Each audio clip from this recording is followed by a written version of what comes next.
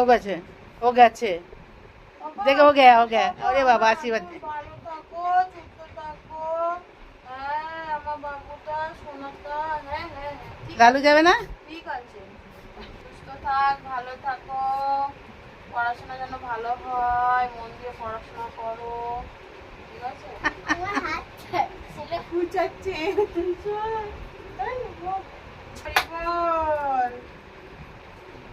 এই লালুও গয়া আবি।